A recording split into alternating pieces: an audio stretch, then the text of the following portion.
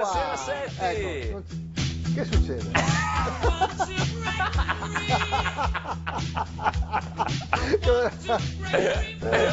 Buonasera, buonasera, scusate, da quando sono arrivati questi cosi qua, i texani, che mi tocca fare tutto a me. Mi hanno messo a busta paga come tutto facci, no? Io faccio il tutto facci, loro fanno i paraponzi, Ponzi Pilates e se ne lavano i bracci. No, le braccia semmai. Sì. Scusa, porta un attimo di pazienza. Ma la lingua... Dici io orecchi o io orecchia?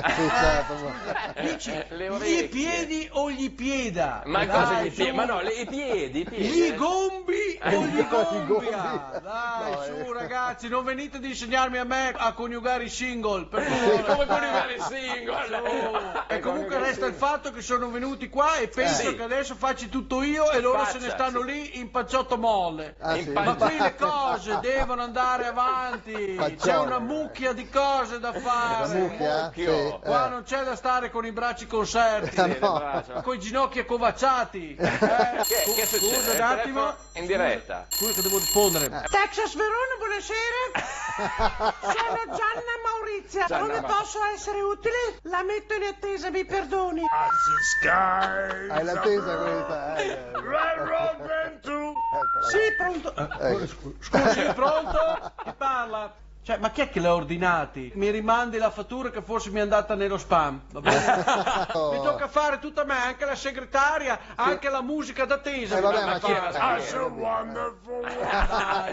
Ma chi era? Siamo i nuovi CDA del Texas Verona. Chiami il tutto facci e tutto ci facci. mandi la fattura che poi ci pensa lui. Ma cosa c'ho scritto io in fronte? Un sole mio? Un sole mio sta in fronte a te? No, me. Casomai qua c'è scritto Romagna mia.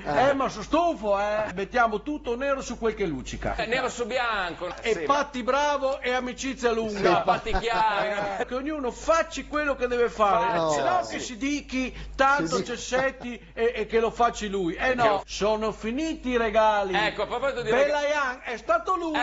Ecco, a proposito, poteva venderlo a giugno, prendere il doppio, invece l'ha proprio regalato. Perché? Perché tra me e il Tito, insomma. Lo Tito, Tito.